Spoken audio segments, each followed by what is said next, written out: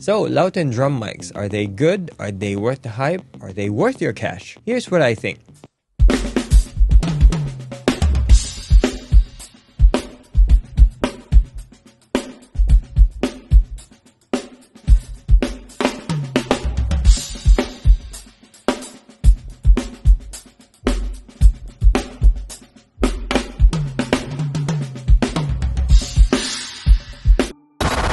Hey, welcome to Project Beats. My name is Joven. If you haven't yet, do me a solid, hit like, subscribe, and comment down below. Really helps the channel out.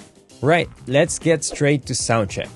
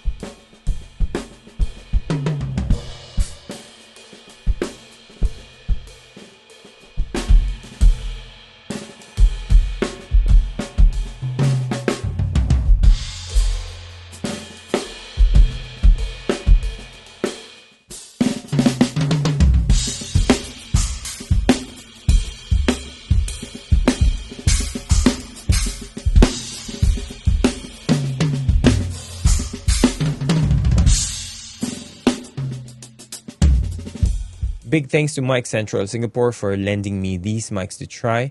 Check them out, they are the exclusive distributor for Lauten mics here in Singapore. So the mics I used for this test, LA120V2 for overheads, LS308 for kick, and I believe you can also use it for floor toms, bass cabs, basically handles all your low-end stuff. Of course, love to see multi-use gears. Then one snare mic, two tom mics. They are literally called snare mic and tom mics. For mix, I just went for a quick bus mix for the most part, and then sub-synth on the kick, then a bit of compression and EQ, plus decapitator and room reverb. Jumping straight to my thoughts for this one, Lauten mics on the drum kit are some of the easiest drum mixes I had to do. You don't really need to do a lot if you are aiming to capture that organic drum sound. They capture the kit well out of the gate, not too colored like some of the other brands do. I think there's a little bit there, but still transparent enough, but with that bit of flattering sounding tone. If you like a really fast turnaround or workflow, you probably want that colored recorded sound anyway, meaning it sort of sounds EQ'd from the get-go. That could be a good thing depending on your goal. The Lautens, at least to my ear, it leans more on that transparent side, which means you are free to shape your sound however you want. There's no fixed or dominant tone from the recording, or at least less of that. That recording so far is one of my favorite sounding recording of my floor toms. I was always chasing that Benny Greb floor tom sound. Some of you probably know what I mean. Heck, I even bought his drum kit. I think the Lauten Tom Mic is so easy to get to compared to the E604, which I own.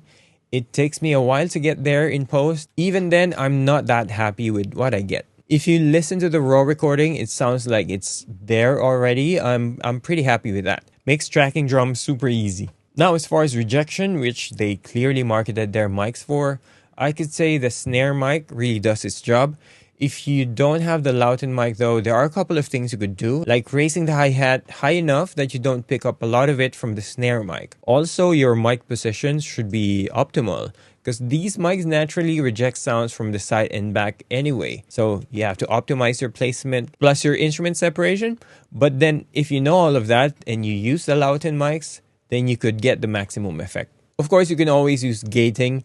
Granted, you know how to use it properly, but ideally you'd want less bleed just from the recording itself. The mic mount is cool. A lot of that tech is taken from the photography and videography side of things. Small Rig calls it Magic Arm. I have a couple of those and some cheap ones too. It's nice to see that going over to this side, of course. The thing is, for me, the drum clamp with a mic, it's a bit heavy. So if you're not a fan of mounting things on your drums, then you'll probably skip this. As for my final thoughts, I don't have much complaints about it. It's a bit pricey though, but they are great mics, definitely. I would say it competes with the higher end drum mics. Great solid mics. As you can hear from my quick mix and raw recording, I am very impressed. Now, if it's worth your cash, it depends on how serious you are or where your preference lies. Personally, I would be happy having these mics in my studio.